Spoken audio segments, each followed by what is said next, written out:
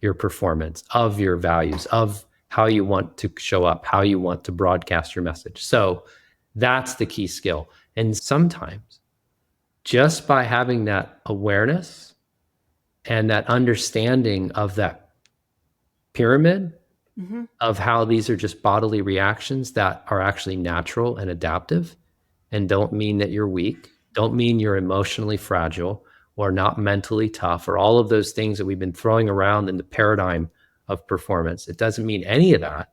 Doesn't mean you're not good enough. Doesn't mean you didn't prepare well enough. All it means is, for whatever reason, right here, right now, your body, your nervous system, your brainstem is interpreting this as unsafe or overwhelming. So sometimes just that alone, that awareness and that respect for that is enough to regroup, or enough to slow it down, that you don't get looped into the story that feeds it. And that little moment can play itself out.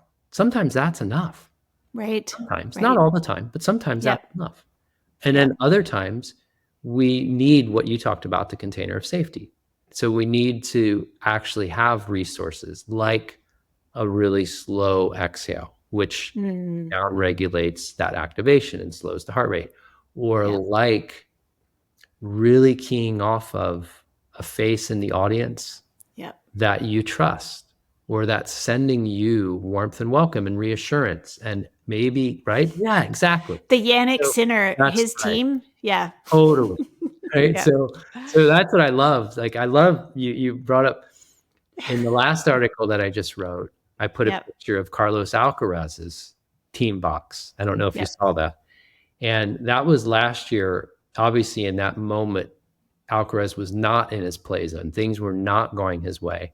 But his coaching box was not lifting him or helping him. And they were all broadcasting to him that they were hurting just as bad as he was.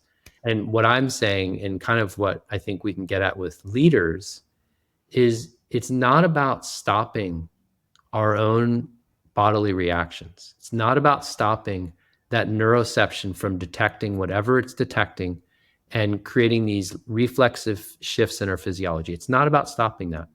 It's about now relating to that in a way that helps us regroup, helps us settle back in, so that we can now broadcast non-verbally and verbally to whoever we're leading or helping or coaching or supporting in ways that actually are helpful and supportive. Because as long as we're locked in that physiological state of unsafety or overwhelm, doesn't matter what we're saying, doesn't matter the words we're using.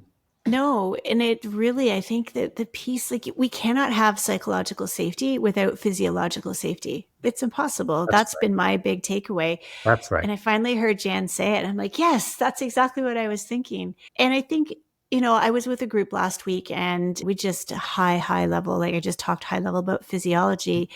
And then the question is like, well, what can we do? And, one thing that I have found is being received is, hey, did you know there are cues of safety that are available to you, and recognizing that? And people were like, oh.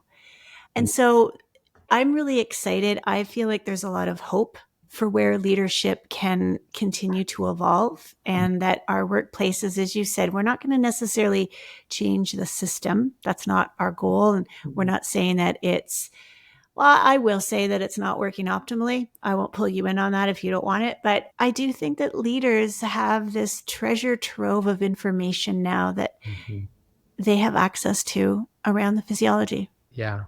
To me, that is the primary role of leadership, is how do you regroup yourself? How do you notice when you're triggered? How do you notice when you're actually in a really good place? How do you help yourself regroup when you get triggered, no matter what is causing the triggering, so that you can actually broadcast and exchange features to those around you that, you know what, we're in this together. We are a team. It isn't the old, I'm leading and you're all following. No, we're doing this together. We're charging this together. Maybe we're all fighting together. Maybe we're all defending together. Hopefully we're playing together. Again, playing not in a silly way, but playing in a creative, lifting each other up, but together. To me, Yeah. that's what leadership is. And that comes not necessarily from the words that we say, but that comes from our body language, from our facial expressions, from the tone and prosody in our voice. And that emerges out of our physiology.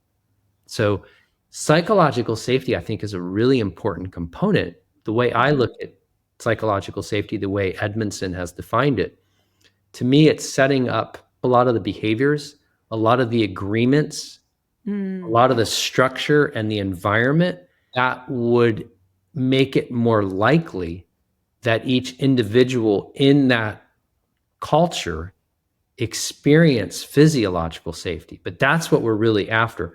What we're after is, how do we help each and every person? And it might not be possible, but that can be the goal. How do we help each person get closer and closer to feeling safe enough to be bold, to share their voice, to actually throw out a creative idea, right? So that's what I think Edmondson is getting at too. I think there's just one more layer beneath psychological safety.